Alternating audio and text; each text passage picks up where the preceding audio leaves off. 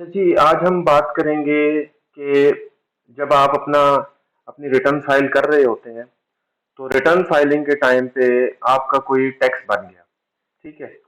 अब टैक्स बन गया, आपने वो टैक्स पे कर दिया ई पेमेंट के थ्रू, जिसके ऊपर हम पहले से वीडियो बना चुके हैं कि आपने ई पेमेंट कैसे करनी है अगर आपका टैक्स बन गया है। तो वहां से ई पेमेंट करने के बाद नेक्स्ट स्टेप फिर ये है कि आपने उस पेमेंट को अपने रिटर्न में कैसे ऐड करना है। ई पेमेंट के लिए ऊपर आप आई के बटन में हमारी ई पेमेंट वाली वीडियो देख सकते हैं।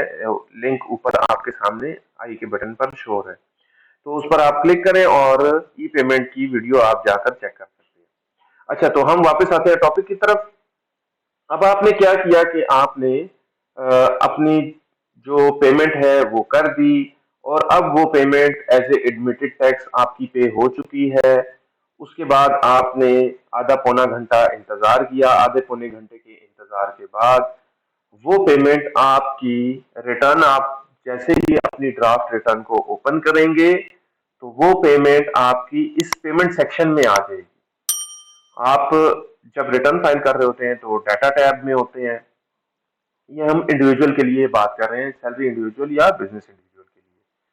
तो आप पेमेंट के टैब में आ जाएंगे। पेमेंट के टैब में क्लिक करने के बाद आपकी वो इस तरह जो पेमेंट हुई होगी तो वो ऐसे आपके सामने शो हो रही होगी कि नहीं, सीपीआर नंबर, आपकी डेट जिस दिन आपने वो पेमेंट इनिशिएट की, उसके बाद वो किस अकाउंट कोड में वो क्लियर हुई, उसके बाद डिस्क्रिप्शन उसकी कि ये आपका एडमिटेड टैक्स है, इनकम टैक्स है, उसके बाद उसकी अमाउंट, उसके बाद टैक्स ईयर।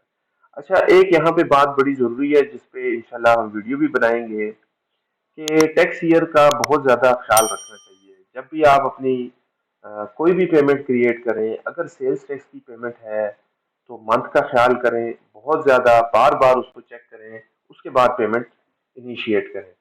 और इसी तरह अगर आप टैक्स की पेमेंट कर रहे हैं, चाहे वो एडजस्टेबल टैक्स की है, विदहोल्डिंग टैक्स की है, एनुअल टैक्स की है, तो उसमें कुछ चीज़ों का बहुत ज़्यादा ख्याल रखना चाहिए। इंशाल्लाह आप लोग कमेंट सेक्शन में इसका जिक्र कर दें तो इसके ऊपर भी अक्सर लोग मिस्टेक कर जाते हैं। इसके ऊपर हम सेपरेट वीडियो बनाएंगे कि पेमेंट क्रिएट करते हुए किन किन चीज़ों का ख्याल करना चाहिए, और इंशाल्लाह इसके ऊपर हम ब्लॉग भी एक बनाएंगे जिसको पब्लिश कर देंगे अपनी वेबसाइट के ऊपर।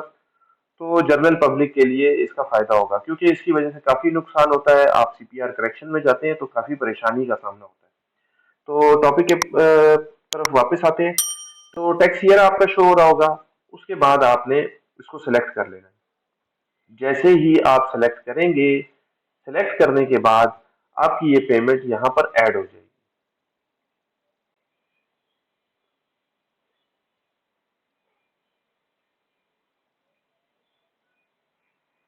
तो ऐड करने के बाद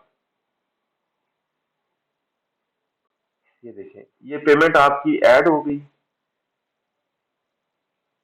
ऐड करने के बाद आपकी ये पेमेंट ऐड करने के बाद ये यहाँ पर शो हो जाएगी। तो फिर उसके बाद आप अपनी रिटर्न की तरफ वापस आएंगे। वापस आने के बाद आप अपनी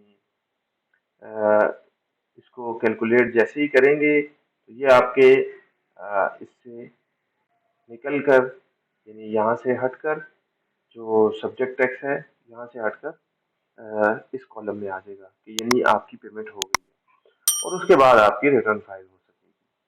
अगर आपको हमारी वीडियो अच्छी लगी है तो हमारे चैनल को सब्सक्राइब करें, हमारी वीडियोस को शेयर करें, लाइक करें, कमेंट करें। और अगर आपको इस तरह की किसी भी टॉपिक के ऊपर आप चाहते हैं कि वीडियो होनी चाहिए जो कि यूट्यूब कम्युनिटी में अवेलेबल नहीं है, तो आप कमेंट करके हमें बता सकते हैं। हम इंशाल्लाह उस टॉपिक के ऊपर आपके लिए वीडियो बनाएंगे जो फिर सबके लिए, जिससे उसका फ़ायदा होगा। अस्सलाम वालेकुम।